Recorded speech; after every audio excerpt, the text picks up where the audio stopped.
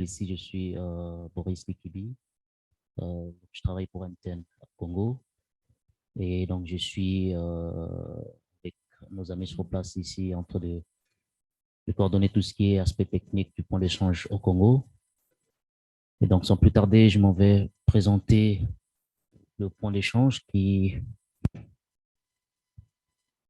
Donc, voilà, sur ma présentation, j'ai énuméré quelques points. Donc, je vais commencer à parler du contexte et de la genèse du CZX. Je vais aussi parler des objectifs, de l'historique, de l'infrastructure, comment nous sommes interconnectés au niveau du point d'échange, les services.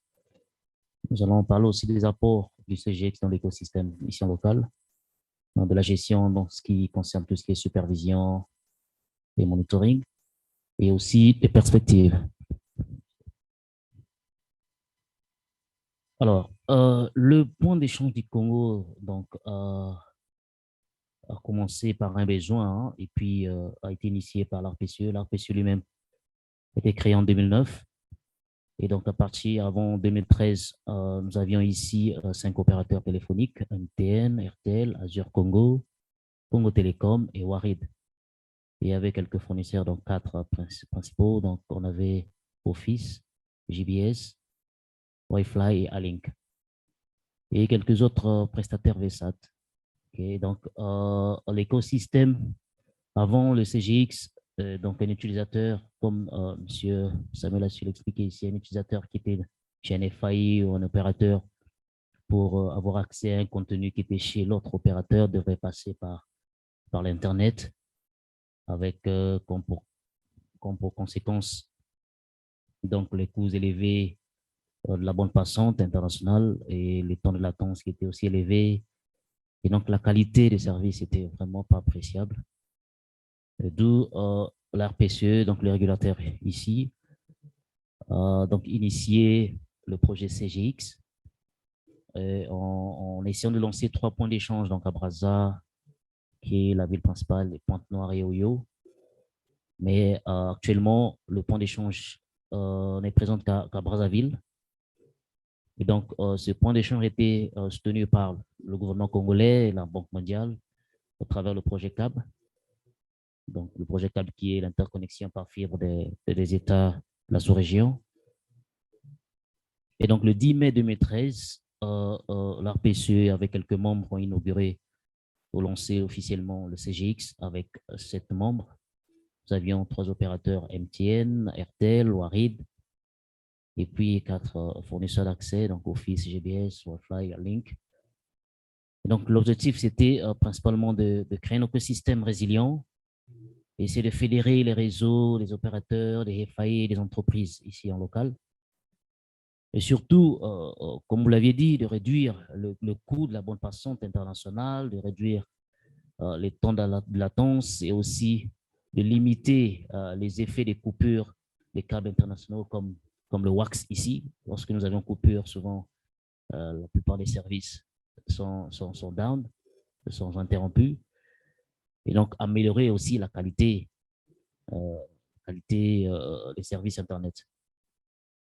Et aussi, bien entendu, favoriser le développement et l'hébergement du contenu en local. Et donc, en ce qui concerne l'historique, bon, on est passé en 2013 du non-financement officiel avec quelques ports au niveau de l'infrastructure de CGX qui était hébergé plus principalement le data center de RTL, vu que nous n'avions pas encore un data center neutre où nous pouvions héberger nos équipements. Et donc, nous avions 7 membres connectés. Et en 2014, nous avons essayé de développer l'infrastructure en ayant un outil de supervision, en interconnectant d'autres FAI comme eSecure. Et donc, nous sommes passés aussi à 8 membres. Et en 2017, le CGX avait été sélectionné par l'UA, l'Union africaine, comme dans le cadre du projet African Exchange Internet System, AXIS, comme le point d'échange régional de l'Afrique centrale. Et donc, à ce moment-là, nous avions les membres ont été réduits, donc nous sommes passés à 4 membres parce que déjà Warid et RTL ont fusionné. Et donc, ce qui fait qu'ils sont devenus un seul réseau et donc le nombre des membres aussi a été réduit. Et en 2018, nous avons donc effectué la migration de la plateforme du CGX vers X. Et puis, nous avons ajouté quelques ports au niveau de notre suite d'agrégation, les ports en 10 gigas pour essayer de contenir le trafic augmentant au niveau du port d'échange. Et en 2020, eSecure donc a déposé son bilan et donc a quitté. Et nous sommes restés avec 4 membres principalement, l'ARPCE et le Congo Télécom qui s'est rajouté, RTL et MTN. Et en 2021, l'ARPCE, donc un conseil data center sur place, nous avons pu migrer notre infrastructure CGX au niveau des data center de l'ARPCE, qui est le régulateur.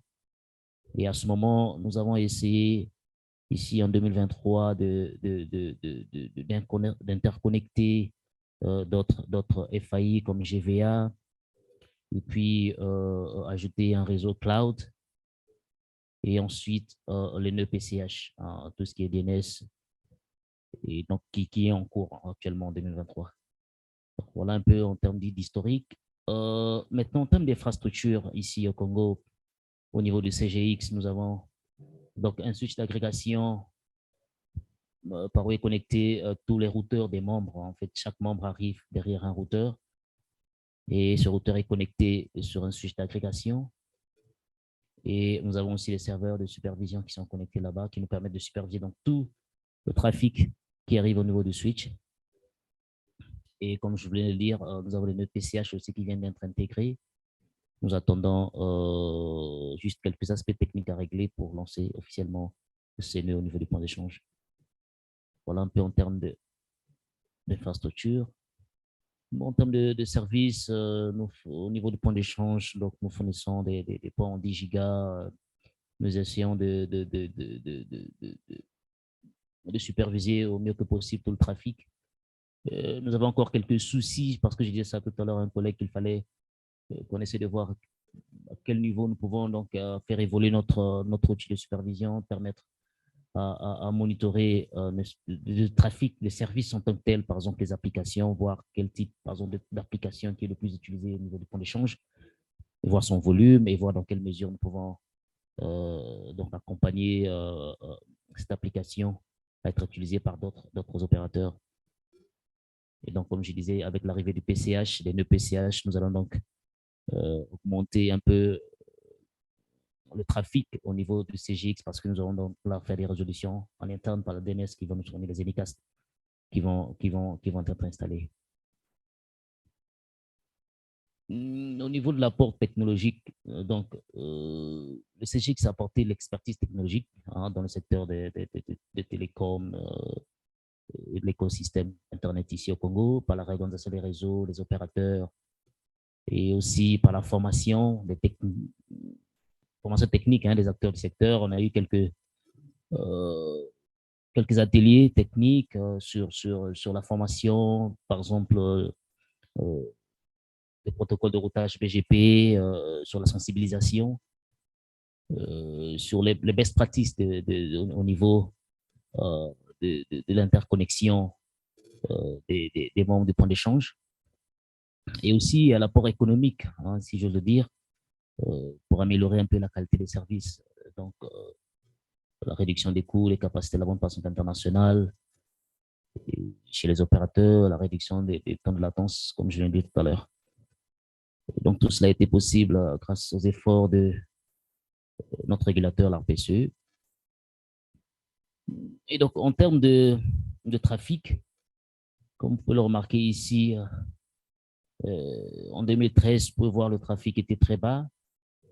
Et à partir de 2020, ça a augmenté progressivement jusqu'à atteindre les 11 gigas en entrant. Le trafic sortant 10 gigas à peu près. C'est en 2021. Mais nous avons eu quelques soucis en 2022. Et donc, le trafic a baissé considérablement. Nous y travaillons pour essayer d'améliorer surtout les questions d'interconnexion avec certains FAI. Comme vient de dire notre collègue ici, parfois, certains opérateurs ont du mal à annoncer tous leurs préfixes. Et donc, il y a cette question des sensibilisations. Et comme vient de dire M. Samuel ici, qu'il fallait vraiment essayer d'engager tout le monde, leur faire comprendre l'importance d'annoncer leurs préfixes au niveau des points d'échange. Donc, voilà un travail qui reste à faire. Maintenant, en termes de volume, il faut le remarquer ici, les statistiques montrent qu'en 2021, nous sommes passés de 39 terrains et en 2022, 40 terrains à peu près. Donc, nous n'avons pas vraiment évolué en 2022, mais en 2023 et peut-être 2024, nous pensons que nous aurons un bon niveau de trafic pour l'échange du Congo.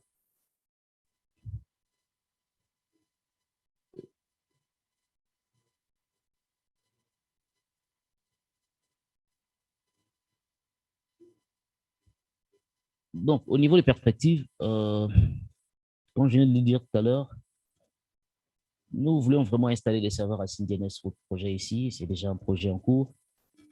Nous voulons aussi interconnecter d'autres membres. M. Samuel venait de dire que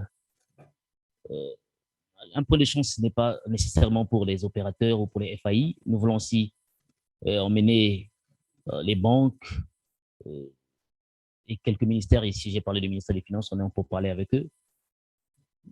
Nous voulons, bon, sinon c'est déjà fait, interconnecter l'opérateur GVA, c'est déjà tout ce qui est aspect technique est déjà fait. Nous avons le peering à finaliser avec certains opérateurs ou FAI. Donc, nous voulons interconnecter le maximum des entreprises aussi, que ce soit administratif ou les écoles ou les universités. Et nous pensons peut-être qu'il serait nécessaire d'installer des serveurs cache au niveau du point d'échange du Congo. Comme ça, tous les membres pourront bénéficier de trafic Google, Facebook en local. Comme ça, au cas où nous avons une coupure avec certains opérateurs, ils peuvent toujours bénéficier des services de ces caches. Renforcer aussi les capacités des points des membres connectés. Nous pensons aussi organiser d'autres ateliers avec nos amis de l'ISOC et l'ICANN qui pourront nous aider dans ce sens. Donc, voilà un peu, grosso modo, en ce qui concerne le point d'échange du Congo.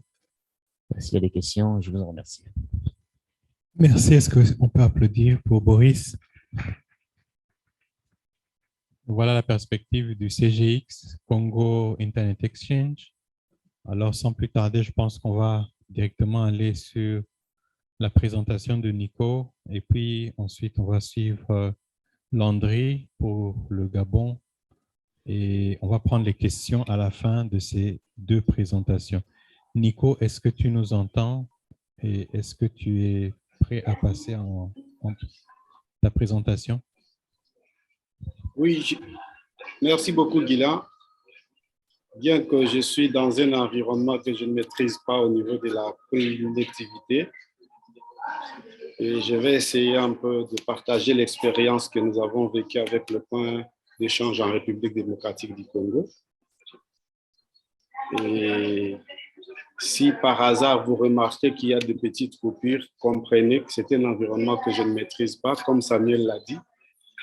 On s'est séparé avec Samuel ce matin. J'ai pris mon avion de la Roumanie. Je suis actuellement en dehors de la Roumanie, à un endroit que je ne maîtrise pas précisément en France.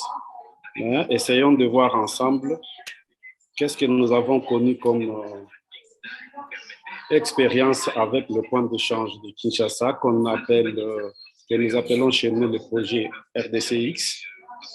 C'est un projet qui a été initié par l'Association des fournisseurs de services d'accès Internet de la République démocratique du Congo, qu'on appelle ISPA-DRC, dans le but de doter la République démocratique du Congo des infrastructures capables de garder les trafics locaux en local.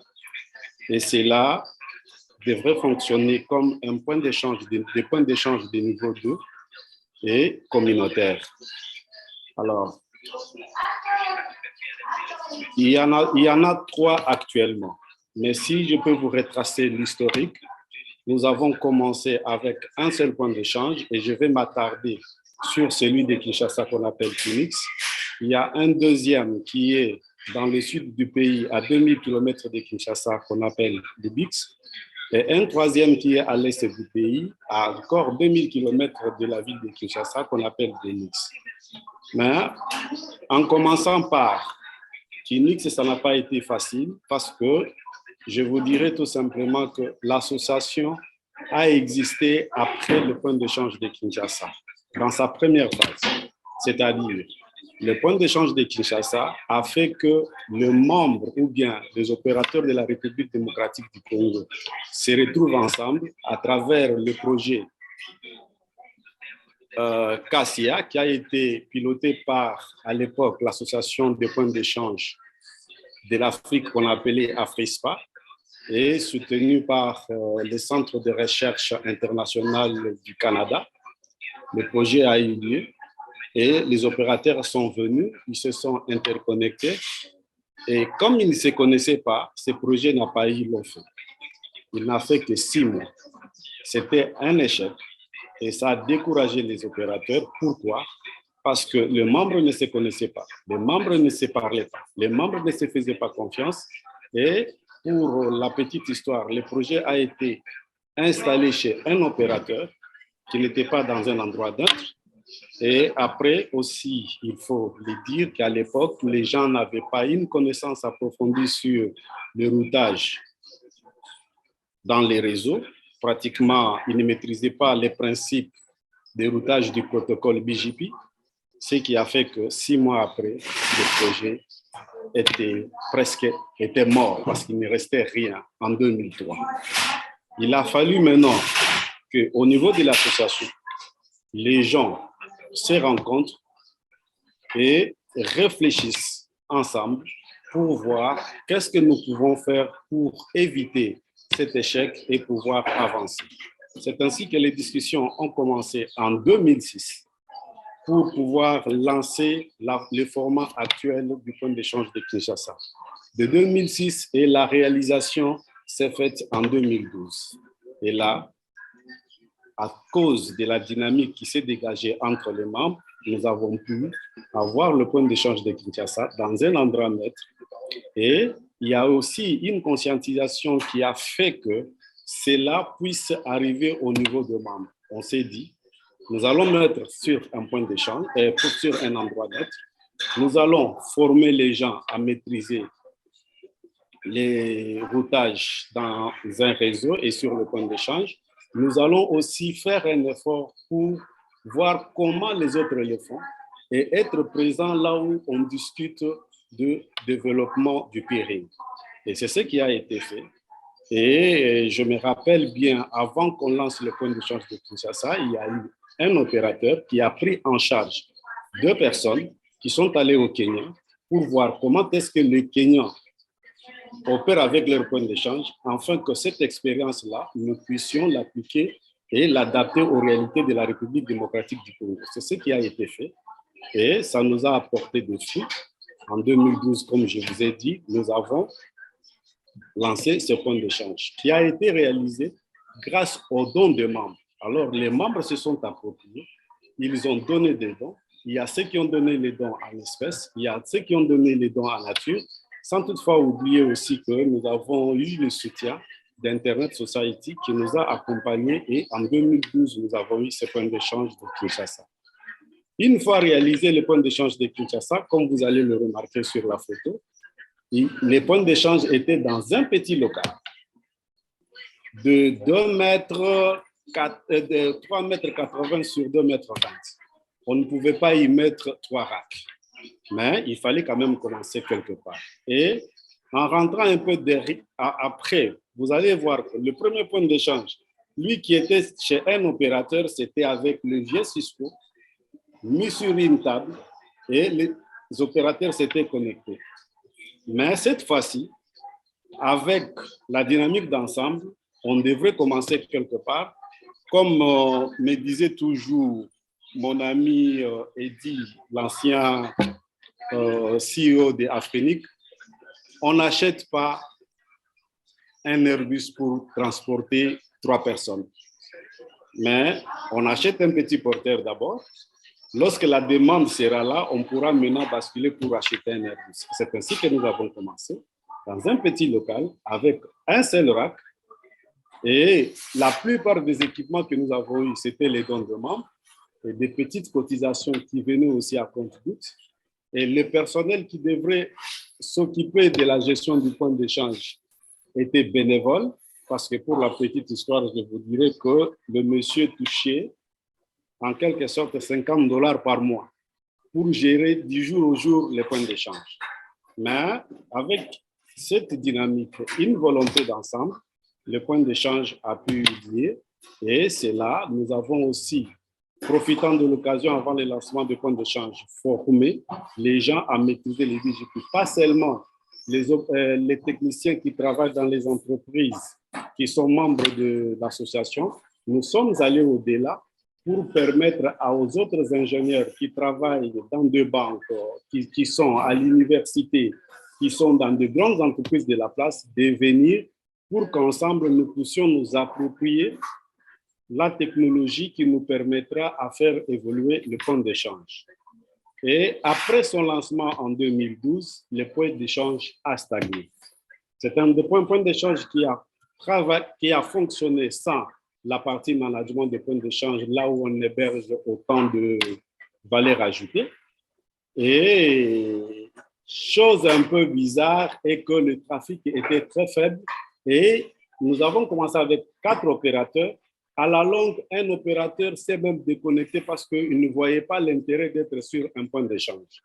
Et cela a permis au comité de gestion de ISPA et à l'équipe de l'opération de réfléchir encore davantage pour rendre ces points d'échange attractifs, afin que les gens viennent s'y connecter.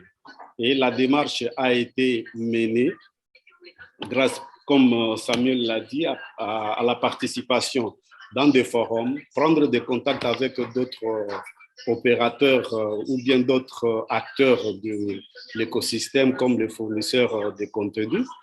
Ils sont arrivés en 2006 et en 2006, le point d'échange a pris d'autres allures parce que depuis sa création en 2012 jusqu'en 2016, le point d'échange était pris totalement en charge par l'association.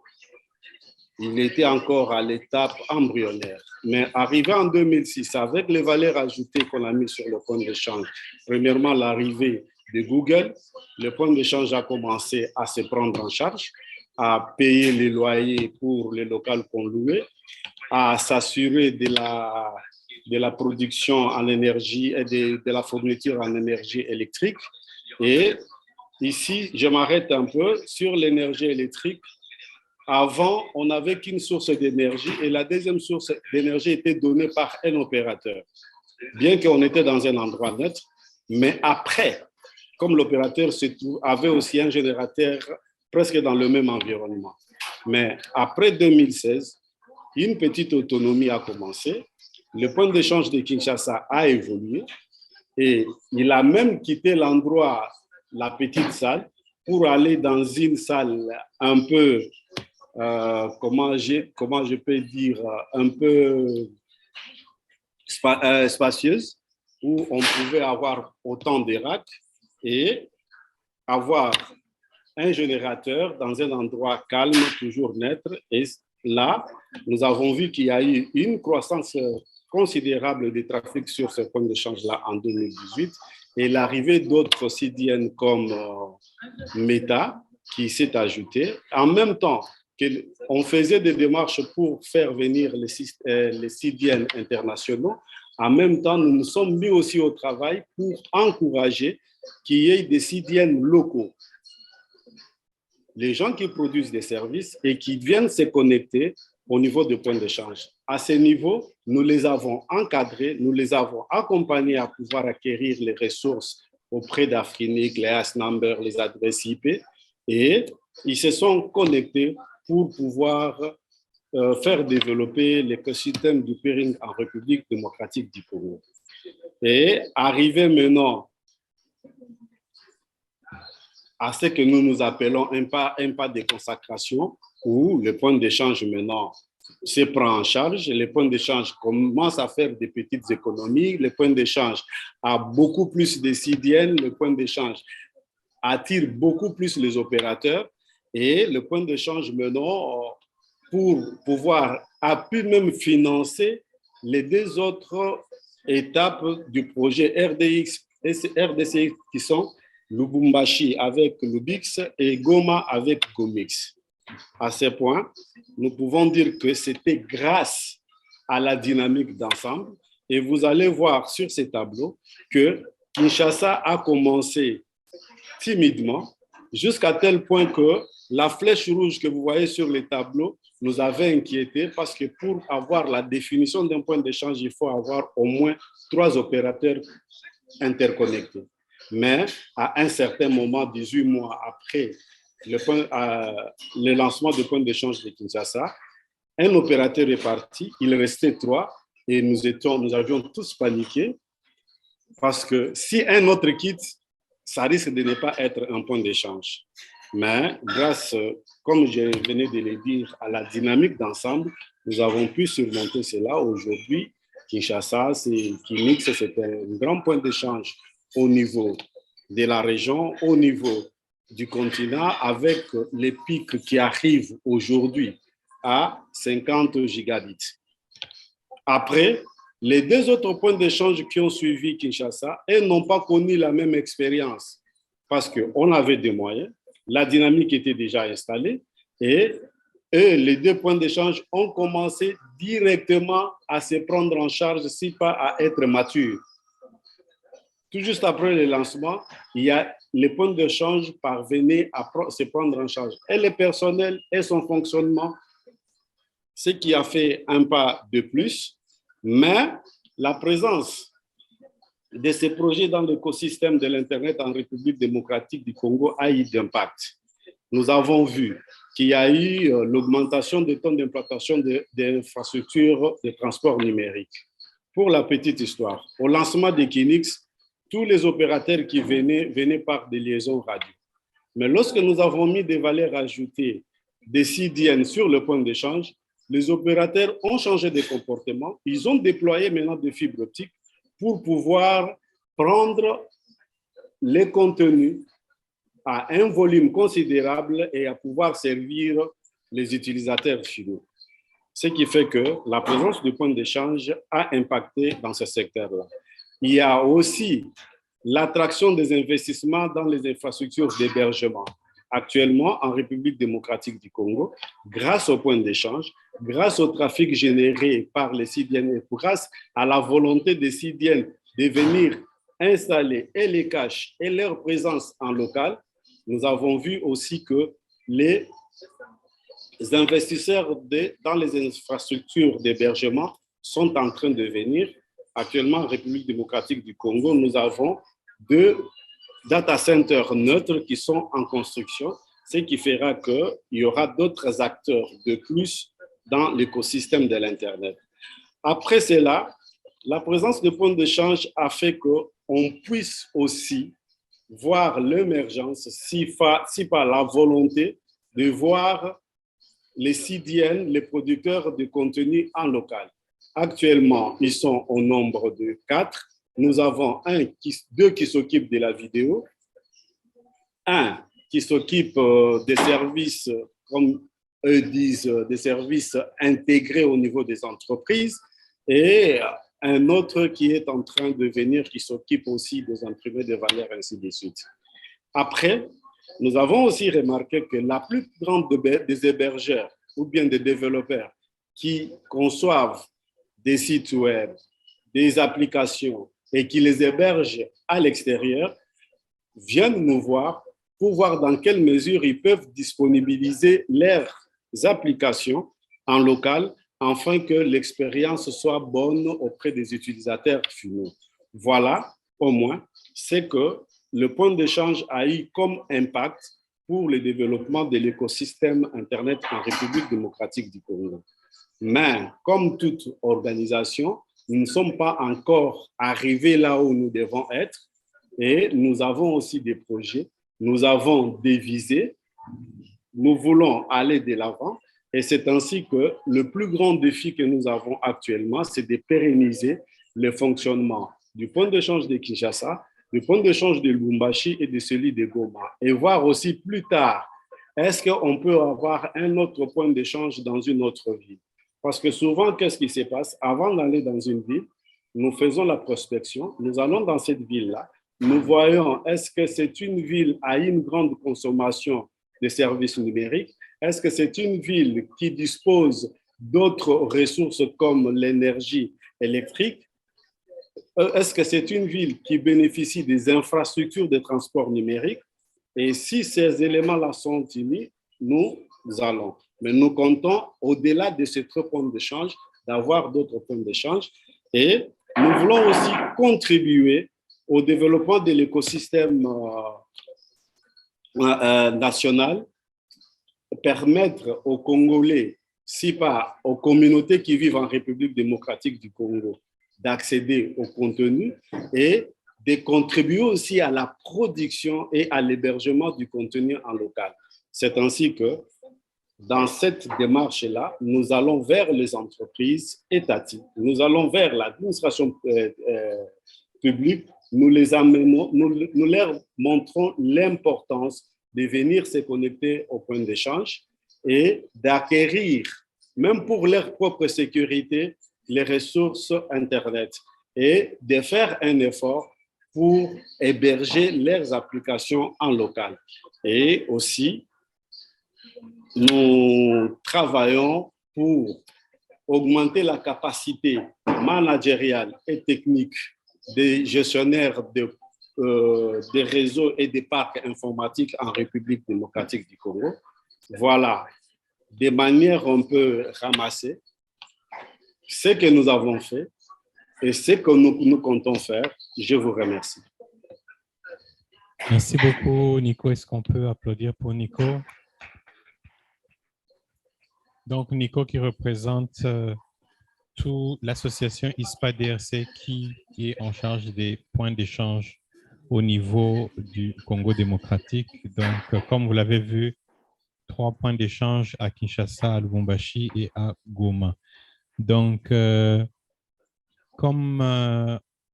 de passer peut-être à la dernière présentation avec Landry, je voudrais juste signaler que comme on a été en retard et qu'on n'a pas pris la pause café, alors on va essayer d'arranger afin qu'on puisse prendre la pause café ici à l'intérieur. Donc, vous allez nous excuser un peu si ça fait un peu de bruit, mais nous allons rester dans la salle, comme ça on peut continuer à suivre les présentations et à poser les questions. Donc, voilà, notez vos questions. On va prendre les questions, toutes les questions, juste après cette présentation qui va suivre de Landry. Landry, est-ce que tu es en ligne? Est-ce que tu nous entends et est-ce que tu peux lancer ta présentation? Oui, bonjour Guilain, bonjour. Oui, je suis en ligne, je suis prêt. Tu peux y aller. OK. C'est bon, elle est visible là?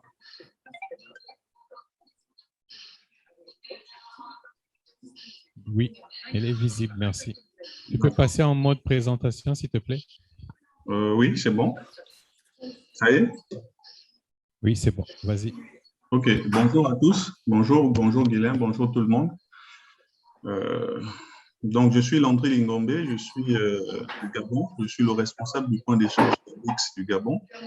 Donc, je vais vous faire un bref retour d'expérience de notre point d'échange qui est né en 2014. On va dire son lancement officiel, c'est date de 2014.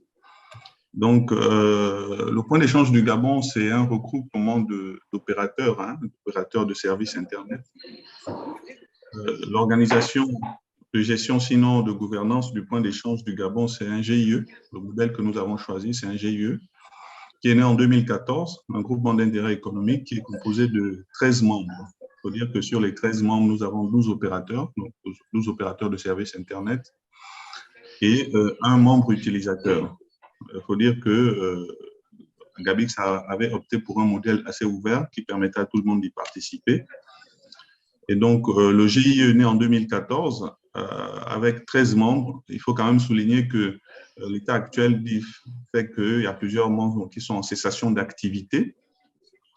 Donc, les principaux objectifs initiaux de ce point d'échange étaient donc d'améliorer la qualité de service, la qualité de la résilience du trafic Internet local, de réduire les coûts de transit pour les opérateurs et favoriser l'émergence d'un écosystème numérique local. Les membres actuellement connectés à Gabix, il faut dire que, pour faire la petite histoire, il faut dire que après la naissance du Gabix, donc nous avions la majorité de nos opérateurs qui étaient connectés, notamment Gabon Télécom, Airtel, Azure à l'époque qui a disparu. Donc on avait un bon nombre d'opérateurs qui étaient assez motivés. Il faut dire que le point d'échange du Gabon est né d'une volonté gouvernementale. Hein. Et donc le gouvernement a lancé le projet et a intégré, sinon a associé la majorité des membres qui étaient membres des opérateurs de services Internet qui étaient au niveau national. Donc, il y a eu une bonne dynamique au départ, après l'impulsion de ce projet-là.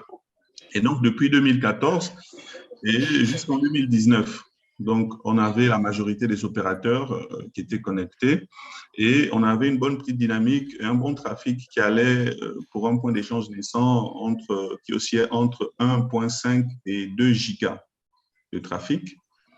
Et donc, c'était assez bien. Donc, il y avait une bonne petite dynamique. Donc, après ce lancement, il faut dire que nous avons rencontré beaucoup de problèmes. Et parmi les problèmes que nous rencontrions, c'était l'implication des membres qui se faisaient déjà ressentir au départ. Mais bon, ça allait bien jusqu'à ce que beaucoup se découragent. On va dire ça comme ça. Beaucoup se découragent. Et on va dire qu'il y a beaucoup qui ont quitté le navire. Il faut dire qu'entre 2014 et 2019, nous avions 7 membres qui étaient connectés. Et là, au jour d'aujourd'hui, malheureusement, il y a beaucoup de membres qui ont lâché le navire. Il faut dire que ces membres qui étaient connectés au point d'échange, c'est essentiellement des membres fondateurs du point d'échange, des membres fondateurs du point d'échange. Et à l'heure actuelle, les membres connectés au point d'échange sont l'ANINF, l'Agence nationale des infrastructures numériques. C'est l'agence qui a donné naissance au point d'échange. Hein. C'est un peu le bras séculier de l'État en termes d'infrastructures numériques. Et donc, c'est dans l'ANINF que le point d'échange est né, a vu le jour, et qui a par la suite donné naissance au groupement d'intérêt économique. Voilà. Et donc, nous avons actuellement l'ANINF qui est connectée. Nous avons GVA. Et il y a quelques mois, nous avions également IP9, qui est un opérateur qui était un FAI, qui est en cessation d'activité. Je reviendrai tout à l'heure dans les challenges auxquels nous faisons face, c'est la cessation d'activité de plusieurs de nos membres. D'accord? Et donc, actuellement, nous n'avons que deux opérateurs qui sont connectés sur notre point d'échange. Nous avons l'ANINF, nous avons également GVA, qui est Canal Box. Faut dire que nous avons également Airtel Gabon qui est connecté, mais comme je le souligne dans la diapo là, qui n'effectue le peering qu'avec un seul opérateur. Bon, voilà, c'est leur politique. Et donc, c'est la politique qui s'applique actuellement. Ils ne peerent qu'avec un seul opérateur, qui est l'ANINF, qui est l'opérateur de l'État. Hein. L'ANINF est l'opérateur de l'État, s'il faut le dire ainsi. Nous avons également sur notre point d'échange, et ça depuis son lancement en 2014, nous avons entrepris quelques projets, notamment l'installation d'un cache Facebook et d'un cache Google. Le cache Facebook est installé, mais la petite difficulté à laquelle nous sommes confrontés, c'est que Facebook nous demande 400 mégabits pour alimenter son cache, que nous n'avons pas, sachant que la liaison actuellement qui nous permet de mettre quelques services en ligne et qui permet également d'alimenter le cache Facebook, c'est une liaison d'environ 150 à 100 mégas qui nous est fournie par l'ANINF pour aider le point d'échange. Et donc, nous avons également le cache Google qui est fourni par l'ANINF. Bon, il faut dire que le cache Google est dans le réseau de l'ANINF, mais il est mis à disposition de tous les membres qui sont sur le point d'échange, voilà, à travers le peering de l'ANINF. Nous avons également un serveur PCH, un projet que nous avions monté et qui est actuellement opérationnel. Voilà, donc grosso modo, nous avons 2 membres locaux qui sont actuellement connectés. Nico le soulignait tout à l'heure dans sa présentation. on en a besoin d'au moins 3 pour faire un point d'échange, sinon ça ne sert à rien. Sinon, pourquoi pas GVA ici, Canal Box et la 9 ne se connecteraient pas ensemble et puis font du peering directement les deux. Mais on reste quand même assez optimiste. Il faut dire que nous, il y a quelques mois, comme je le disais tantôt, nous étions 3 qui restions donc sur le point d'échange. IP9 est en cessation d'activité, donc il s'est déconnecté. C'est à notre plus grand regret parce que c'était quand même l'un des opérateurs qui était assez motivé et qui était quand même assez conciliant et qui était vraiment dans la bonne dynamique. Donc, comme je le disais, donc, entre 2014 et 2019, on avait une bonne petite dynamique qui était là et qui faisait qu'il y avait des membres qui étaient connectés. Nous étions 7. Et là, il ne nous reste plus que 2. Et cela est dû à plusieurs challenges auxquels nous faisons face, certaines difficultés. La plus grosse de ces difficultés, c'est le manque d'implication des participants, des membres fondateurs du point d'échange. Comme je disais, nous avons 7 membres, plutôt 13 membres qui étaient à l'origine, à l'initiation du point d'échange. Donc, ces membres-là manquent de participation. Ils ne sont pas impliqués, ils ne participent pas du tout à la vie du point d'échange, à part la NINF qui est un peu, on va dire, l'initiateur du projet parce que c'est l'opérateur de l'État. Donc, certains membres pratiquent une politique, on va dire, qui ne veulent pas pirer avec les autres. On a fait des campagnes de sensibilisation, on a fait des campagnes essayer de sensibiliser les membres sur l'importance de ce projet. Mais le retour d'expérience que nous avons souvent, c'était voilà, en fait, ils ne voyaient pas d'intérêt, c'est tout à fait logique. On va avoir un peu cela sur le niveau du point 2, la faible densité de contenu au niveau des services, des contenus locaux. On n'en a pas beaucoup au Gabon. Je pense que les membres ne voient pas l'intérêt immédiat parce que ceux qui étaient connectés, l'un d'eux, quand il était connecté, l'intérêt principal, c'était le cache Google parce qu'il n'en avait pas. Mais quelques années plus tard, il a fait l'acquisition de son cache et immédiatement après l'acquisition de son cache Google, il s'est déconnecté du point d'échange. Donc, nous avons le manque de coopération entre les opérateurs locaux. Beaucoup ne discutent pas entre eux.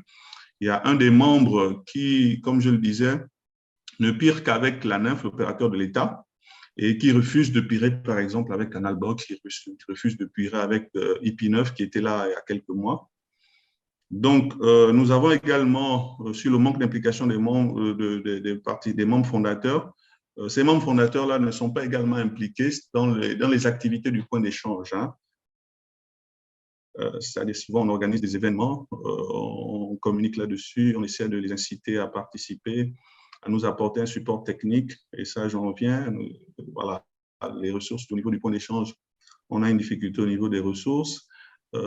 Sur le plan des cotisations, parce que notre point d'échange étant devenu autonome, étant sorti de la NINF, comme je le disais, est plus ou moins autonome. C'est une structure qui est autonome et qui doit vivre, donc qui a des charges de fonctionnement. Et donc, ces membres-là ne sont pas impliqués là-dessus. Le deuxième point, c'est la faible densité de contenu et services locaux. Il faut dire que c'est une des raisons pour lesquelles les choses stagnent un peu. Les choses stagnent un peu parce qu'au niveau du Gabon, nous n'avons pas beaucoup de contenus locaux. Nous avons beaucoup de gens qui font du développement. Nous avons des incubateurs, par exemple, qui font beaucoup de développement. Mais le constat qui est fait, c'est que les hébergements se font à l'extérieur. C'est un peu justifié. Pourquoi? Parce que nous n'avons pas de structure, nous n'avons pas de data center, nous n'avons pas de structure pour pouvoir héberger ces données. Le seul hébergeur qu'on peut dire hébergeur entre griffes, c'est la NINF encore, c'est la NINF qui est l'opérateur de l'État, mais qui fait également de l'hébergement de contenu pour le compte de l'administration. Il faut dire que la NINF gère également le réseau de l'administration gabonaise, et donc tout ce qui est e-gouv, c'est la NINF qui le gère. Donc nous avons un petit contenu au niveau du Gabon, au niveau de l'e-gouv, donc tout ce qui est taxes, voilà. Nous avons des applications qui sont hébergées au Gabon et dont la NINF met à disposition à travers le point d'échange. Bon, malheureusement, nous avons certains opérateurs n'étant pas connectés, donc il y a quand même cette difficulté-là pour les usagers, sinon les utilisateurs qui sont dans ces réseaux-là et qui ne sont pas connectés au point d'échange ne peuvent pas attaquer toute l'infrastructure gouvernementale. Donc, le dernier point, je l'évoquais plus haut, c'était la disparition de plusieurs membres. faut dire que dans notre écosystème, il y a quelques années, on avait beaucoup d'opérateurs, beaucoup de fournisseurs de services Internet, beaucoup de fournisseurs d'accès Internet, services Internet. Mais le principal service qu'ils fournissaient, c'est l'accès à Internet. C'est l'accès à l'Internet. Et depuis quelques années, c'est des fournisseurs qui n'arrivent plus à suivre. Et donc, du coup, je disais tout à l'heure que IP9 est en cessation d'activité. Nous avons également d'autres opérateurs qui sont non seulement fournisseurs de services Internet, mais également membres du point d'échange qui sont déjà, qui n'existent plus. Voilà. Donc, qu'à cela ne tienne, on reste optimiste. On reste optimiste. On travaille beaucoup avec des homologues. On travaille avec l'Internet Society, avec Guylain, avec Jean-Baptiste. On travaille beaucoup ensemble pour essayer d'améliorer les choses, essayer de faire la pédagogie et également explorer d'autres perspectives telles que attaquer les autres acteurs que je pourrais qualifier de non classiques, tels que les banques.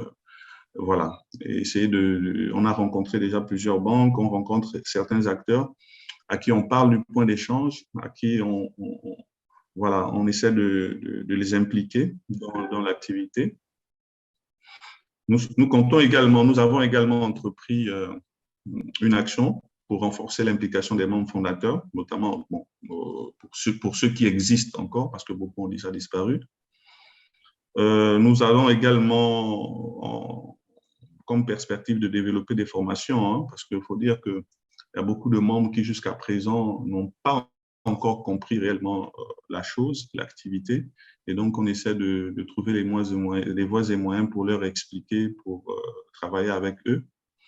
Nous comptons également organiser des ateliers de sensibilisation et de formation. Voilà.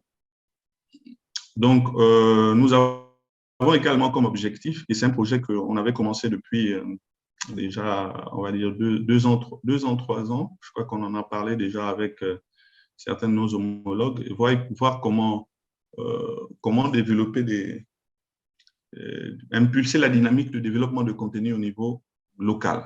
Il faut dire que personnellement, je pense que créer des gros data centers, nous avons également au niveau national ce genre de projet de création de gros data centers, mais je pense que si nous pouvons aller sur des modèles simples, je crois que j'ai discuté déjà avec plusieurs, c'est pousser les opérateurs, c'est l'idée que nous avons, pousser les opérateurs, néanmoins ceux qui existent encore, à développer des contenus au niveau local sans nécessairement penser un gros data center, tier 1, tier 3, ainsi de suite, mais penser à installer un petit serveur. Voilà, nous avons des opérateurs qui sont opérationnels, qui ont leurs infrastructures, qui sont dans leurs locaux techniques et qui, leurs infrastructures sont opérationnelles, sécurisées. Pourquoi ne pas prendre quelques serveurs, les installer et puis mettre des serveurs de messagerie, d'hébergement de sites web. Et au fur et à mesure, Nicolas le disait tout à l'heure, on ne peut pas, l'image qu'il prenait d'un bus, et puis on met 3 personnes. Non, on commence un peu et puis au fur et à mesure, on voit comment développer la chose. Il faut dire que c'est un peu l'idée que nous avons d'essayer d'inciter les gens à développer les contenus avec leurs infrastructures existantes et puis voir comment booster, développer, avoir des gros data centers dans un avenir proche. Voilà. Donc,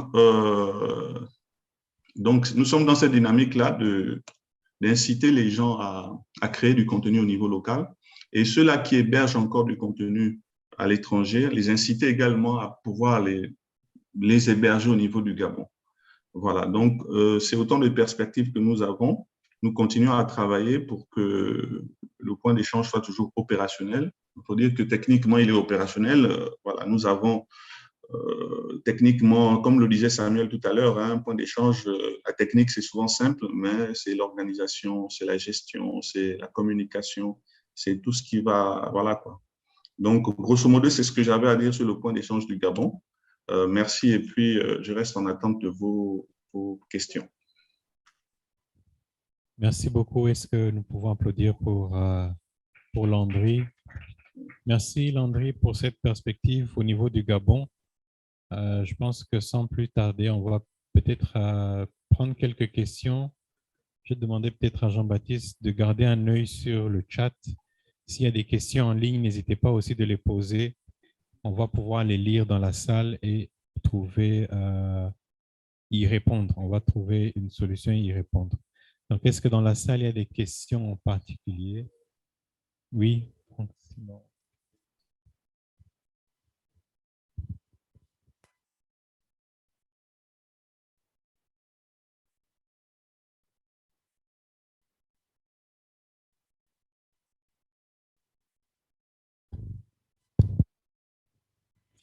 Le micro allumé, c'est mieux. Donc, Franck Simon, j'ai une question notamment pour le Gabix parce que je suis assez dépité de voir en fait les efforts qui sont initiés et le peu de résultats et que l'équipe se démène comme des fous. Finalement, que des participants, y compris des membres fondateurs, lâchent l'affaire. Donc, ça me choque énormément. Mais pour garder l'aspect positif, les perspectives qui sont indiquées sont les bonnes. Mais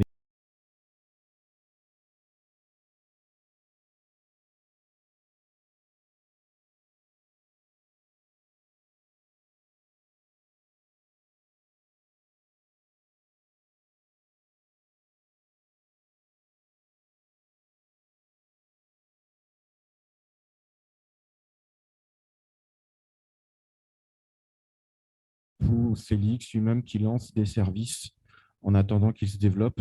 C'est-à-dire qu'au lieu d'utiliser l'énergie expliquée à faire des formations BGP et à dire qu'il faut mettre des serveurs, que l'IXP achète ou réussisse à récupérer via des dons quelques serveurs, que ces serveurs servent à bâtir une offre d'hébergement pour que les entreprises, et là c'était bien dans les perspectives, pour que les entreprises utilisent ces services-là, et quand les entreprises seront connectées sur le point d'échange, les fournisseurs d'accès Internet qui ont tourné le dos n'auront pas d'autre choix que de revenir, parce que ça sera leur propre clientèle qui sera déjà connectée sur le point d'échange. Et là, ils seront obligés, qu'ils veuillent ou non, de tirer, puisque des contenus se seront développés. Et là, malheureusement, en fait, ce que je vois, c'est que les contenus sont là maintenant, mais d'autres personnes ont tourné le dos avant. Ma question, c'était notamment, est-ce que les contenus, les caches Google ou Facebook, est-ce qu'ils sont venus avant que les personnes tournent le dos ou ça s'est fait après? Mais dans tous les cas, il faut être plus proactif et, comme je disais, monter une offre d'hébergement même simple. Et puis, que des services de cloud ou des sites Internet puissent être hébergés sur ces serveurs. Et ensuite, si ça grossit, soit rendre ce service payant, mais au départ, faire quelque chose qui soit un incitateur. Et dans tous les cas, je reste convaincu que ça va forcer les acteurs qui ont tourné le dos ou qui ont lâché l'affaire à les encourager à revenir sur l'IX. D'accord. Merci beaucoup, Simon. Je pense que tu as tout à fait raison. S'il y a incitation, ça prend du temps et ça ne marche pas, le point d'échange, de toute façon, n'a rien qui l'empêche de pouvoir le faire. Dans les autres marchés, je dirais que c'est un peu difficile parce qu'il y a déjà des hébergeurs qui sont en place. Mais le point d'échange peut le faire, en anglais, on dit seeding, ça veut dire planter des semences qui après deviendront développées et éventuellement, il y aura d'autres acteurs qui vont venir. Donc oui, je pense que c'est tout à fait pertinent, pas seulement pour le Gabon, mais aussi pour beaucoup de marchés en Afrique. Tout à fait. Et j'avais une autre remarque, c'était sur la partie par rapport aux formations BGP. Donc effectivement, elles sont nécessaires, mais on voit qu'elles n'ont pas suffi à ce que les acteurs s'en aillent. Donc là-dessus, il faut se poser la question de est-ce que les formations au niveau de transfert de compétences a été suffisant? Peut-être qu'ils ont eu peur de faire des erreurs ou des mauvaises manipulations sur le point d'échange. Donc là, une autre recommandation, et moi je l'ai fait il y a très longtemps en France, pareil, quand les acteurs ne maîtrisaient pas BGP et avaient peur de se planter dans les configurations, c'était que le point d'échange fasse un service de routeur BGP managé et que le peering soit géré par le point d'échange. Et donc, quand un nouvel acteur se connecte, le point d'échange dit « il y a tel nouvel acteur, est-ce que vous voulez qu'on configure le peering pour vous sur ce truc-là » Et donc, le dépenser de l'énergie dans les formations, pareil, c'est faire le pas d'avant en disant « on fournit les routeurs hébergés, ou un routeur mutualisé qui sert à héberger plusieurs configs. Et puis ensuite, quand vous êtes assez mûr, on vous aide à faire le transfert de connaissances, mais ne pas attendre que les gens connaissent BGP pour le faire. Le pas est trop grand pour qu'ils puissent le faire d'un coup. Donc, oui, tout à fait d'accord. Il faut faire des petits pas et si c'est nécessaire de pouvoir encore les accompagner, c'est tout à fait pertinent. Je pense que en général, pas seulement au niveau de l'Afrique centrale, il y a cette nécessité que les points d'échange doivent vraiment faire beaucoup d'efforts dans tous les sens pour pouvoir, un, attirer des réseaux, deux, les garder afin qu'ils ne tournent pas le dos. Et je voulais aussi dire que on a vu ça au niveau du Rwanda, c'est que avoir des caches Google, Netflix, Facebook, Meta, où tu as Instagram, les images statiques et tout ça, c'est pas un facteur déterminant pour garder les gros opérateurs s'ils ont leur propre cache. Éventuellement, un jour, s'ils ont leur propre cache, ils vont partir, mais il faut toujours avoir ce truc qui va les faire garder même s'ils ont leur propre cache. Donc, je sais qu'à un certain moment, il y avait des discussions. Non, on devrait empêcher Netflix, on devrait empêcher Meta de donner des caches à des opérateurs, mais le modèle commercial étant ce qu'il est, ce n'est pas possible. Je me rappelle une fois, le point d'échange du Rwanda était arrivé à peut-être 10 gigas. Et puis, du jour au lendemain, il a perdu la moitié parce que Meta a upgradé leur cache à MTN et à RTL. Mais le point d'échange est passé à peu près à 2 gigas. Aujourd'hui, il est en train de remonter. Il arrive maintenant à 4 gigas. Mais je pense que ce n'est pas une mauvaise chose en soi, mais ça a vraiment contribué à augmenter le trafic au niveau local et au niveau du pays. Donc voilà. Oui, Jean-Baptiste. Merci, Gila. Peut-être juste une astuce que l'équipe de Gabix peut utiliser, mais que l'ensemble des pays où les câbles sous-marins de ces gros fournisseurs de contenu vont atterrir. Et nous, on a expérimenté au Burkina. On est un pays à l'intérieur, mais on a eu un accord avec Google pour nous connecter, donc pour connecter le point d'échange du Burkina directement au cœur du réseau de Google au Nigeria. Ça a donné l'avantage que les gros opérateurs qui avaient des caches chez eux, leur mise à jour est disponible au point d'échange. Donc, ça veut dire que ça peut faire partie de ce petit plus-là dont parlait Guilan, pour dire qu'au fond, si demain, l'XP est bien structuré à Brazzaville ici, à Libreville ou sur l'un des XP de la DRC, et qu'avec le passage de câble quelque part, vous arrivez à vous positionner comme le lieu le plus approprié pour pouvoir être connecté, je dirais, au cœur du réseau de ces fournisseurs-là. Ça fera que vous allez permettre aux gros opérateurs qui ont leur cache de se connecter à vous pour se mettre à jour.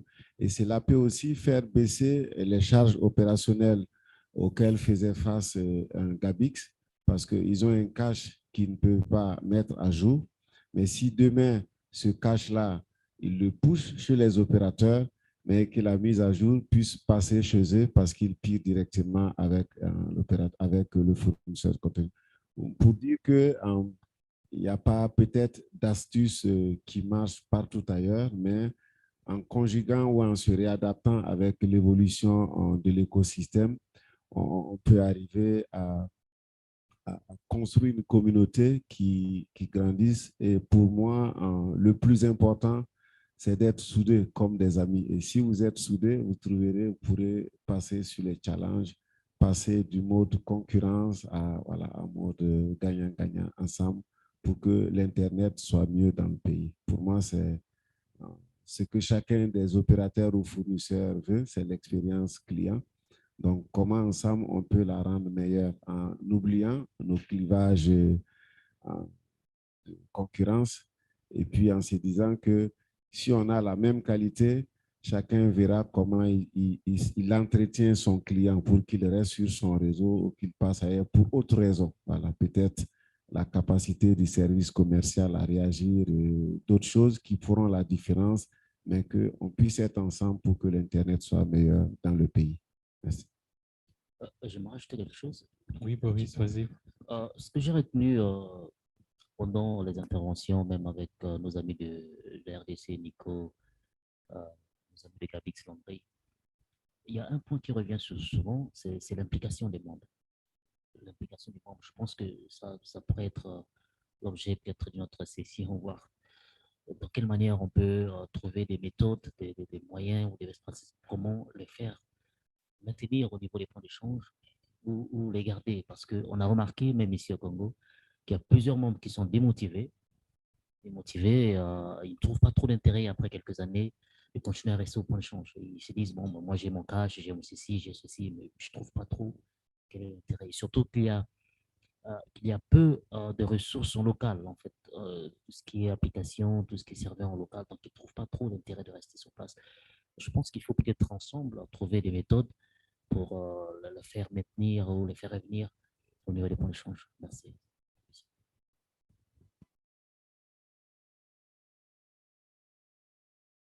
Merci. Peut-être juste un commentaire. Surtout que c'est un panel, c'est un retour d'expérience. Si vous avez regardé, Gabix a un modèle qui n'est pas associatif. Voilà. Donc, selon le modèle, il y a déjà, je dirais, selon le modèle de gouvernance, il y a des problèmes qui viennent avec. Il y a les avantages et les inconvénients de chaque modèle. Je pense que Francis nous a dit demain, il va peut-être rentrer plus en détail, même s'ils ont commencé sur un modèle associatif. L'évolution impose peut-être une autre restructuration.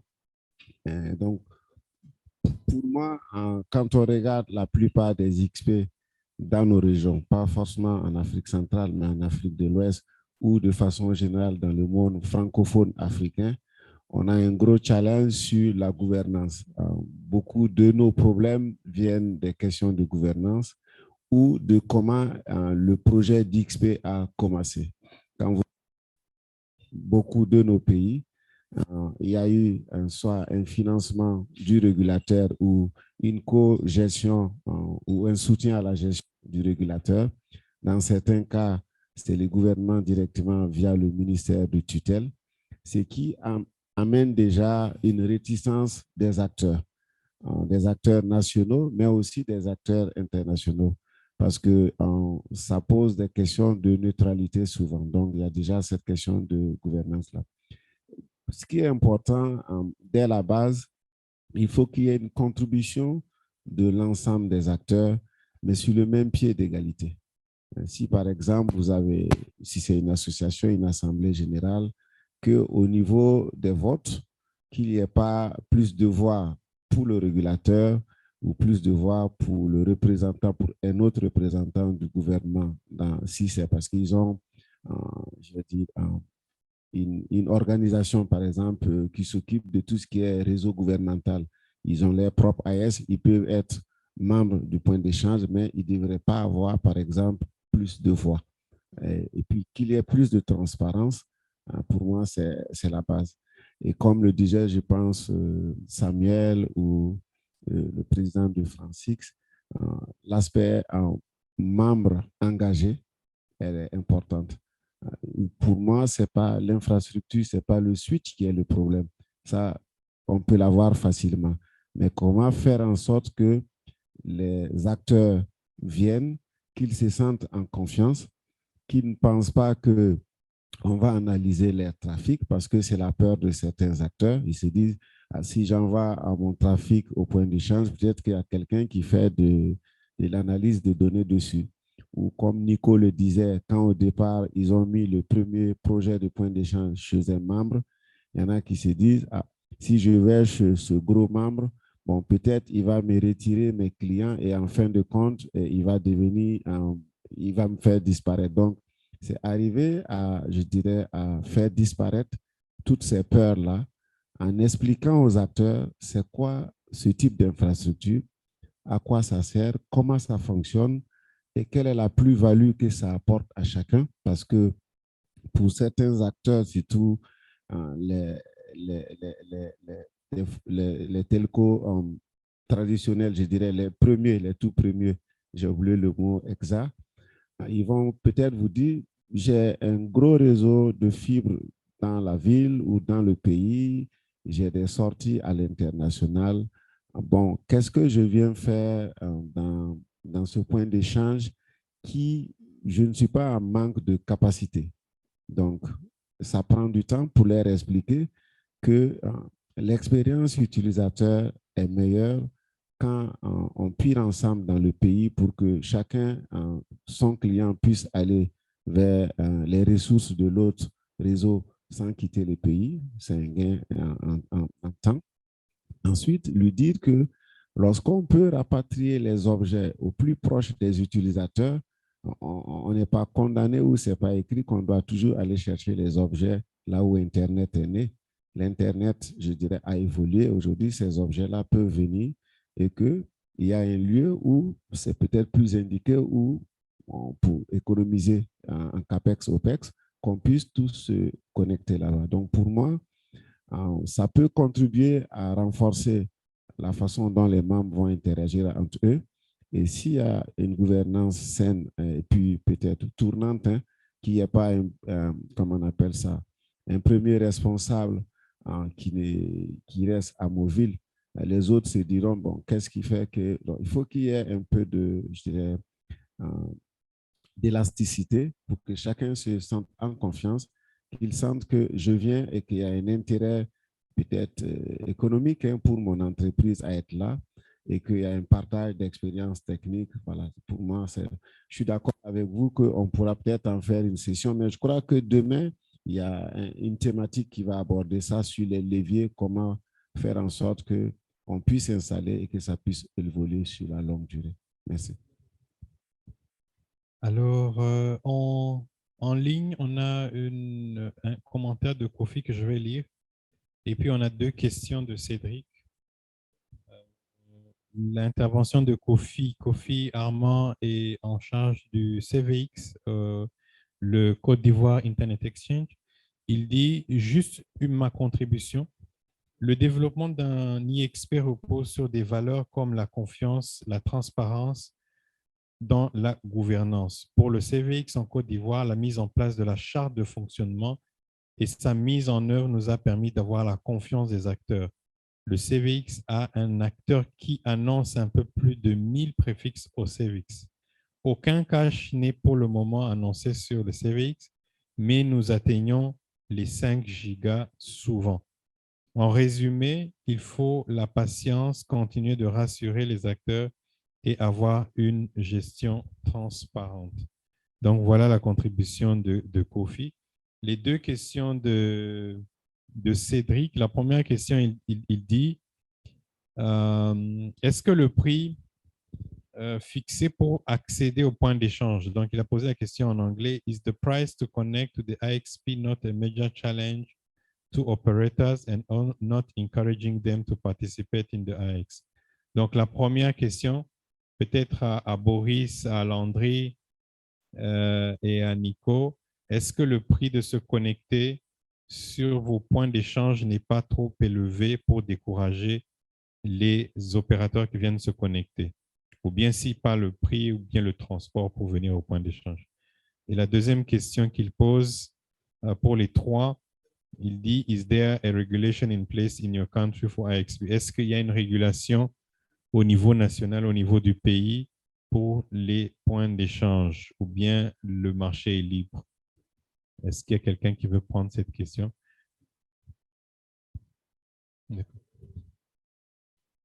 Ok, Nico, tu peux prendre... oui, Nico, Landry, vous avez tous les 2 levé la main. Oui, merci Guilhem pour la parole. Je voulais premièrement... Ton micro est déconnecté. Je voulais premièrement intervenir sur l'intervention, enfin, de la dynamique qu'il faut, les négociations qu'il faut avec les CDN. Dans notre petite expérience, nous avons remarqué que toutefois que nous allons vers les CDN, la première question qu'ils nous posent, quelle est la part de l'État dans ce que vous faites? est-ce que l'État gère votre point d'échange?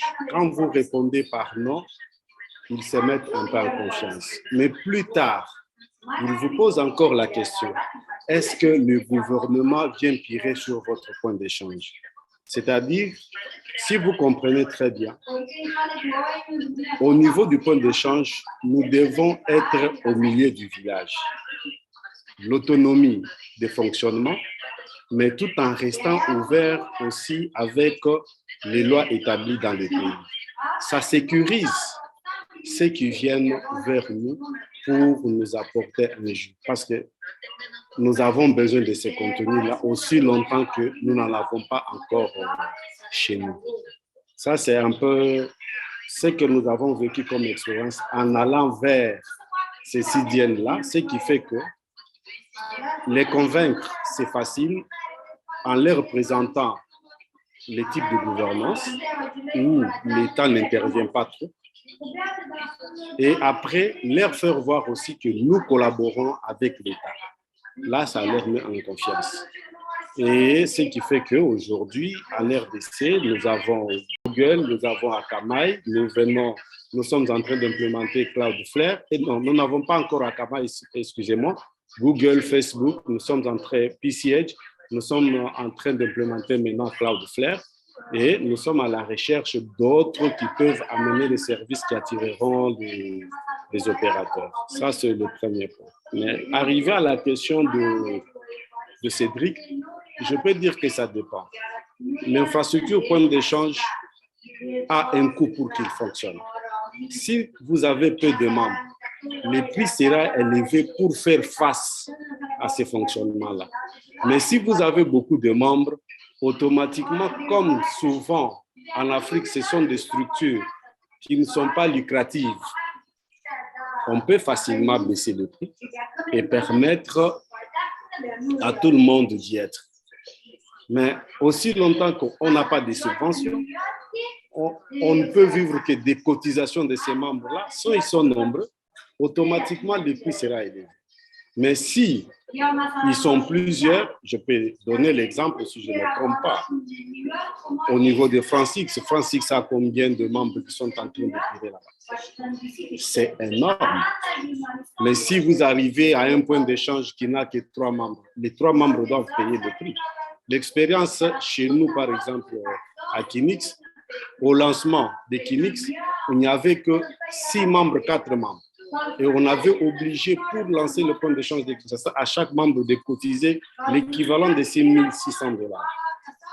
Mais aujourd'hui, on a lancé le point d'échange de Goma sans rien demander parce qu'il y avait beaucoup plus de personnes et personne n'a cotisé pour la réalisation des points d'échange de Goma. Mais dans les avoirs de l'association et les productions des autres deux points d'échange qui existaient, nous avons réalisé Goma sans demander quelque chose aux opérateurs. Ouais, c'est un peu ça. D'accord, merci beaucoup Nico. Landry, tu avais levé la main, peut-être rapidement tu peux réagir aux questions de Cédric. Oui, je veux réagir à la question par rapport au prix d'accès au point d'échange, pour se connecter au point d'échange. Il faut dire que oui, ça peut être un frein. Il y a quelques années, par rapport aux difficultés auxquelles nous faisions face, on avait jugé bon d'augmenter les prix et ça avait beaucoup fait jaser. Et donc, il y avait certains opérateurs qui ne voyaient pas pourquoi on augmentait les prix, ainsi de suite. Et donc, on a dû mettre une pause. Donc, il faut dire que depuis 2019-2020, on a clairement dit à tous les membres, notamment ceux qui se sont déconnectés, que si vous revenez sur le point d'échange, on ne paye rien. Actuellement, l'état des choses actuellement, c'est on ne pratique aucun prix. On n'a pas eu de prix. Déjà, on n'a même pas tenu une assemblée générale ni un conseil d'administration pour redéfinir la nouvelle grille tarifaire. Donc, la communication actuellement à l'endroit des opérateurs qui veulent se connecter sur le point d'échange du Gabon, c'est qu'ils ne payent absolument rien. On a dit ça aux gros opérateurs qui se sont déconnectés et qui ont du mal à se reconnecter, que vous pouvez revenir sur le point d'échange, vous ne payez absolument rien du tout. On voit comment on est tous ensemble dans le même bateau, on voit comment ça fonctionne, vous voyez si vous essayez si ça vous arrange, et après on redéfinit les choses. Et de plus, même ces acteurs-là sont membres du conseil, du board de Gabix, conseil d'administration, et donc c'est eux qui définissent les prix, c'est eux qui définissent toute la politique de Gabix. Donc, en gros, je pense que pour le cas du Gabon, c'est vraiment pas une question de tarification, en fait. C'est pas une question de tarification. D'accord. Mais est-ce que dans vos deux pays, et peut-être Boris va pouvoir le dire, est-ce que dans vos pays, est-ce qu'il y a des régulations qui soit ont été mises en place pour encourager les points d'échange ou pour réguler les points d'échange, ou bien c'est libre? Pour le cas du Gabon, il n'y a pas de politique dans ce sens, hein, il n'y a pas de politique. Il faut dire que quand on créait le point d'échange, le régulateur avait été impliqué dans les discussions, mais on n'a jamais eu une restriction, une loi ou bien une réglementation qui régule les points d'échange. En gros, bon, de ce côté, ce n'est pas vraiment un point bloquant, en fait. Ce n'est pas un point bloquant, puisque toutes les actions que nous avons réussi à mener jusqu'à présent, le régulateur n'a jamais mis un frein là-dessus, quoi. D'accord, merci beaucoup. Oui, je peux intervenir pour la RDC? Oui, Nico, vas-y. Oui, pour la RDC, le régulateur a été toujours informé de ce que nous faisons parce que nous considérons que nous sommes dans un État, dans chaque État il y a des lois. On ne peut pas fonctionner sans toutefois que l'autorité établie soit informée. Et comme c'est le régulateur et le ministère de tutelle qui sont nos deux, je peux dire, excusez-moi les termes, ça sera un peu de nos deux policiers, parce que nous allons vers eux et nous avons même transmis la charte du point d'échange auprès du régulateur pour pouvoir réaliser, mais ça traîne encore. Mais nous gardons des bonnes relations, nous allons vers eux, mais ce n'est pas encore régulé. Mais avec la nouvelle loi sur les télécoms en République démocratique du Congo, on a au moins relevé que la gestion de points d'échange, surtout communautaire, mais pas l'aspect point d'échange commercial comme il y a là-bas maintenant, l'aspect communautaire, on a parlé de ça. Et dernièrement, nous avons été associés à la discussion pour les lois d'application. Je crois que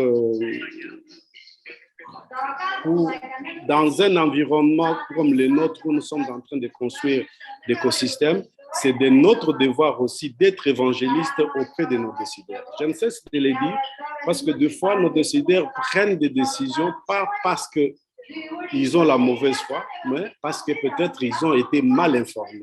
C'est de notre devoir d'aller vers eux, de leur expliquer ce qu'il y a, de leur faire voir ce qui se passe aussi chez les autres, afin qu'ils prennent les bonnes décisions pour le développement de l'écosystème. D'accord. Merci beaucoup. Est-ce que nous pouvons applaudir pour nos différents panélistes? Merci. Je pense qu'il n'y a pas de questions. Je ne vois pas de questions dans la... Oui, il y a une question dans la salle, mais s'il y a encore des questions dans le chat, vous êtes les bienvenus. Le nom et la structure. Kylie Mitsa, Wanjitech Gabon. Alors, j'avais une question. Pourquoi vous n'avez pas essayé d'informer d'autres entreprises, d'autres grosses firmes, hormis vos fournisseurs, que vous pensez être des bons payeurs? Parce qu'il y a des firmes au Gabon qui ont besoin de pouvoir mettre leurs données sur vos points d'échange, mais sans information, comment on saura que vous avez besoin, en fait, vous avez besoin des clients? Donc, pourquoi ne pas informer des grosses firmes comme, par exemple, Comilog ou des grosses banques comme BGFI? Il y en a plusieurs au Gabon. Donc, je ne comprends pas pourquoi vous êtes figé sur ces personnes qui vous tournent le dos dès qu'ils sentent qu'il y a moyen de partir. Boris, tu veux répondre? Je peux répondre? Oui, vas-y, vas-y. OK, merci pour cette question. C'est une très bonne question. Faut dire que si nous sommes partis vers ces acteurs-là, nous avons rencontré déjà EcoBank, nous avons rencontré une maison d'assurance également, nous avons adressé un courrier à la CNSS parce que nous savons que la CNSS, par exemple, c'est la caisse d'assurance. On a adressé des courriers à la CNSS, malheureusement, on n'a pas encore été rencontré. Voilà, on n'a pas rencontré encore les responsables de la CNSS. Nous avons également initié des courriers à l'encontre d'autres acteurs, que je n'ai pas la liste là, mais nous l'avons fait déjà il y a environ 2 ans. Nous avons fait une campagne de sensibilisation axée sur les acteurs qu'on peut qualifier, comme je dirais tout à l'heure, de non classiques. Et donc, ces acteurs, on en a rencontré certains, on a des promesses. Il faut dire que l'une des difficultés de ces acteurs-là, c'est qu'ils ne comprennent pas. Déjà, les opérateurs, comme je veux qualifier de classiques, tels que les FAI, les FSI, déjà, au Gabon, voilà, c'est difficile avec eux.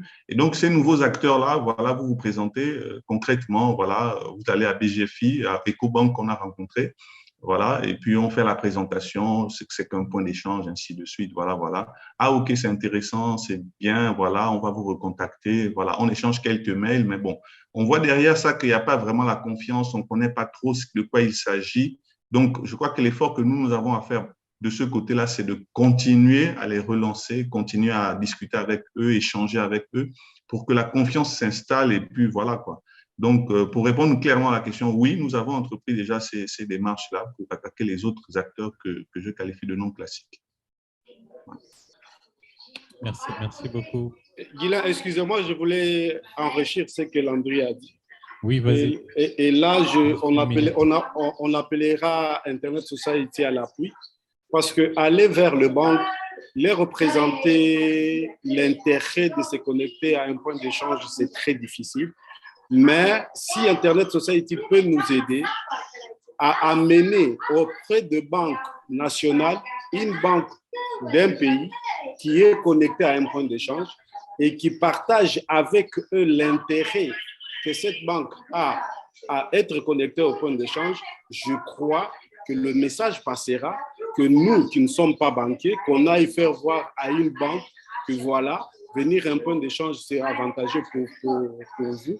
C'est un peu difficile pour nous. Mais si c'est une autre banque qui parle aux banques de ce qu'elle a pu tirer comme intérêt en se connectant sur le point d'échange, je crois, pas seulement pour les banques et d'autres grandes entreprises, ça aidera les gens à comprendre mieux que nous qui ne sommes pas dans leur secteur d'activité.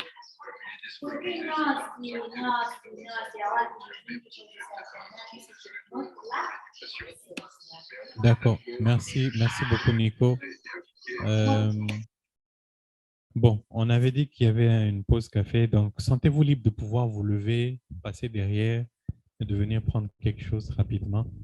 On ne va pas s'arrêter, on va continuer à discuter. Il nous reste juste 10 minutes avant que nous puissions clôturer cette session.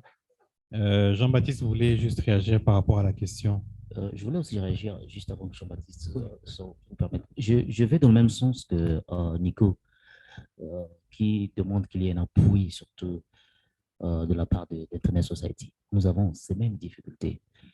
Ici aussi, nous avons essayé d'approcher même quelques ministères qui sont un peu friands, si je veux dire, lorsque nous présentons l'intérêt du CGI, l'intérêt, les avantages que ça présente. Tu vois, comme Londres disait, ils te disent, ouais, c'est bien, tout ça c'est bien, mais après, ça ne suit pas. Ça ne suit pas. On a peut-être besoin de quelque chose, de quelqu'un ou de notre organisme qui peut nous appuyer dans ce sens-là. Parce que souvent, les points d'échange eux-mêmes, aller vers ces structures-là, on ne prend pas trop au sérieux, tu vois. Donc, c'est un peu ça. Je ne vais pas faire Merci. Comme on dit, souvent on n'est pas prophète chez soi. Peut-être que mais ce sujet sur comment mobiliser des acteurs non classiques pour venir au point d'échange, moi je le vois un peu, on a parlé de besoin de formation à un moment donné pour les techniciens. Je pense que le président de France-X a proposé des approches qu'ils ont utilisées, à offrir du service, à manager les équipements des opérateurs lorsqu'ils viennent se connecter pour leur proposer de configurer pour eux. Pour les acteurs non classiques, moi, je verrais le même type d'approche où on peut organiser ensemble à l'endroit de vos communautés des formations sur le peering pour non-techniciens. Pourquoi je dis cela? C'est-à-dire que lors de ces formations-là qu'on organise ensemble en présentiel ou en ligne, c'est de présenter aux acteurs du monde des assurances, des banques et des universités, parce qu'il y a souvent soit le réseau national d'enseignement et de recherche qui a du contenu, il y a tous ces acteurs, comme elle disait, le secteur minier, comme Comilog ou Dans la plupart des pays, vous avez le secteur minier qui est très important. C'est d'organiser une session où on va leur expliquer en quoi venir pirer dans un point d'échange peut être un intérêt pour eux. Donc, en ce moment, c'est en action ensemble. Et une fois qu'ils ont compris cela, et aussi leur expliquer les préalables. Et je pense que Samuel l'a indiqué au départ, pour se connecter à un point d'échange, il vous faut un AS autonome, il vous faut des ressources IP. Donc, ça vous dit qu'il va falloir leur expliquer comment, en tant qu'organisation, ils peuvent demander des ressources à Afrinic et comment aussi, quelle implication ça aura sur l'organisation de leurs réseaux. Parce qu'il faut aussi reconnaître qu'il y a des organisations qui utilisent seulement l'accès Internet fourni par leurs fournisseurs Internet. Donc, derrière, ils n'ont pas d'adresse publique, encore moins un AS autonome pour pouvoir venir directement se connecter au point d'échange. Donc, pour moi, il y a un certain nombre d'actions qu'on doit engager. Au-delà de la sensibilisation sur l'intérêt du point d'échange, il y a aussi, je dirais, les réformes à faire dans les réseaux et vers où aller collecter les ressources nécessaires à ces réformes-là. Donc, pour moi, c'est comme durant ce type de salon comme Océane ou ce que nous faisons ici, on peut, chaque fois que possible, dans les pays où il y a des rencontres où ces acteurs-là sont là, aller faire de la communication, comme le dirait Madame tout à l'heure. C'est-à-dire que s'il y a une rencontre des banques, je sais qu'il y en a chaque année, s'il y a une rencontre des assureurs et s'il y a une rencontre des miniers, vous pouvez peut-être demander un temps d'intervention, expliquer c'est quoi le point d'échange et pourquoi c'est important pour eux. À mon avis, petit à petit, peut-être une entreprise, deux entreprises pourront commencer à faire le nécessaire. Et ce qui est important, c'est de se mettre dans une position d'accompagnement parce qu'ils auront besoin d'accompagnement pour, voilà, pour faire cette transformation-là à leur niveau. Donc, et Internet Society, nous serons toujours disponibles pour accompagner, mais pour moi, pas forcément, pas nous en avant, mais ensemble. Parce que après, si c'est une structure externe ou une organisation externe qui est en front, à la fin, il y aura une question de confiance à créer encore entre vous et cette structure-là. Il dira, bon, nous, on pensait que c'était le point d'échange d'Internet Society. Bon, si c'est juste vous, là, on va... Donc, il faut qu'on arrive à les coopter, mais en ne créant pas un autre problème qu'on aura du mal à gérer. Donc, pour moi, il y a beaucoup de communication, beaucoup de renforcement des capacités. En gros, aller expliquer, comme Madame le dirait, en des mots simples, c'est quoi, pourquoi c'est important pour vous, qu'est-ce que vous gagnez dedans, et pour vous-même, pour la nation, ça viendra. Je pense que peut-être Francis nous dira, ou quand on a présenté les cas de l'Afrique du Sud le matin, ça ne s'est pas passé en un jour, ça a pris du temps. Donc, mais il ne faut pas aussi qu'on reste trop sur le chemin. Voilà, c'est ça aussi le souci dans beaucoup de nos pays. On reste trop sur le chemin alors qu'on doit avancer assez rapidement. Merci. Merci, Baptiste. Je ne vois pas d'autres questions dans la salle, ni sur le Q&A. Je pense que je vais juste peut-être partager un retour d'expérience par rapport à amener les banques, spécifiquement les banques sur le point d'échange. Donc, on a fait une catégorisation au niveau du Rwanda. On s'est rendu compte que, bon, qui a les gros réseaux? Les opérateurs mobiles. Donc, ils sont déjà sur le point d'échange. Le groupe qui suit, c'est les FAI. Ceux qui font du résidentiel, qui font du WiMAX à la maison et tout ça. Et le groupe qui suivait, c'était les banques. Donc, spécifiquement, le point d'échange a dit comment est-ce qu'on va définir la value proposition, la proposition de valeur des banques. Donc, la première chose, c'était de définir quel est l'objectif d'une banque. Comment est-ce qu'on peut les approcher? On ne peut pas les approcher comme les FAI. Ils sont différents. Donc, on les a approchés en mettant un point important sur deux choses importantes. Un, la sécurité, en leur disant, si vous êtes sur le point d'échange, vous envoyez votre réseau de réseau à réseau, il n'y a personne entre vos deux réseaux qui peuvent peut-être regarder ce qui se passe. Et deuxièmement, c'était beaucoup plus leur dire, si vous mettez vos services en ligne disponibles, ça veut dire que tous vos clients au niveau du pays auront accès à vos services en ligne. Et que la fibre qui sort du pays soit coupée ou pas coupée, que le lien Internet soit coupé ou pas coupé, ça va toujours marcher. Donc, dépendamment du groupe que vous approchez, vous cherchez le langage qu'il faut. Et la deuxième ou la troisième stratégie qui était importante, c'était de voir parmi les banques qui allait permettre de faire que vous ayez aussi les autres. Donc, on a premièrement approché la Banque nationale. On s'est dit, si dans la liste des banques, on dit qu'on a la Banque nationale, alors toutes les banques commerciales vont venir. Donc, comme on l'a dit, on le répète encore une fois, ce qu'on appelle un sales cycle du point d'échange, vendre un port sur le point d'échange. Je ne sais pas dans les autres marchés, mais en général, de notre côté, ça prend pratiquement peut-être 2 ans entre le moment où vous commencez à parler et le moment où ils sont connectés, ils commencent à envoyer le trafic. Parce qu'après, il faut avoir le AS, comme Jean-Baptiste le disait, il faut, renforcer les capacités en BGP et ainsi de suite.